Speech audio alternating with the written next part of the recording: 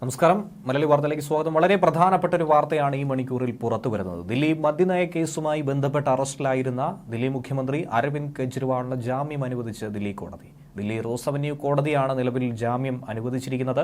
നാളെ അദ്ദേഹം അറസ്റ്റിലായി 3 മാസം തികയാനിരിക്കെയാണ്, 90 ദിവസം പൂർത്തിയാക്കാനിരിക്കെയാണ് കോടതിയുടെ നിർണായകമായ ഇടപെടൽ. ദില്ലി റോസ് അവന്യൂ കോടതിയാണ് നിലവിൽ കെജ്രിവാളിന് ജാമ്യം അനുവദിച്ചിരിക്കുന്നത്. 1 ലക്ഷം രൂപ കെട്ടിവെക്കണമെന്നുള്ള ജാമ്യോപാധിയാണ് മുന്നിൽ വച്ചിരിക്കുന്നത്.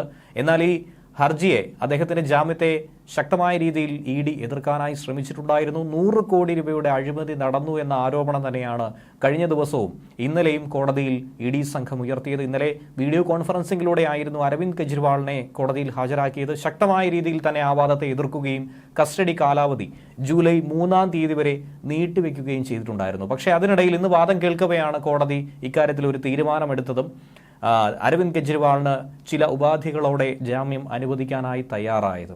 ഇതോടുകൂടി ശക്തമായ രീതിയിൽ തിരിച്ചു വരുമെന്ന ഒരു പ്രഖ്യാപനം തന്നെയാണ് ആം ആദ്മി പാർട്ടിയുടെ ഭാഗത്തു നിന്നും ഉണ്ടായിരിക്കുന്നത്. ദില്ലിയിലടക്കം ശക്തമായ സുരക്ഷാ സംവിധാനങ്ങളും സന്നാഹങ്ങളും തന്നെയാണ് ദില്ലി പോലീസും അതുപോലെ കേന്ദ്ര സർക്കാരും ഇടപെട്ട് നടത്തുന്നത്.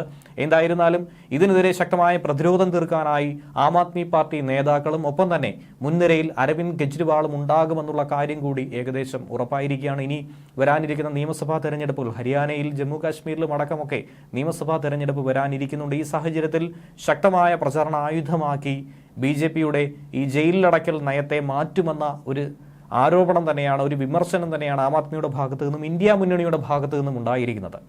ലോക്സഭാ തെരഞ്ഞെടുപ്പിന് പിന്നാലെ അദ്ദേഹത്തിന് പുറത്തിറങ്ങാനുള്ള എല്ലാ സാധ്യതകളും ഉണ്ടാകുമെന്ന സൂചന നേരത്തെ തന്നെ ലഭിച്ചിട്ടുണ്ടായിരുന്നു. പക്ഷേ കഴിഞ്ഞ ദിവസങ്ങളിലടക്കം കോടതിയിൽ ശക്തമായ വാദം തന്നെയാണ് ED മുന്നോട്ട് വെച്ചത്. 100 കോടി രൂപ അത് കൃത്യമായി തന്നെ ചിലവഴിച്ചിട്ടുണ്ട്.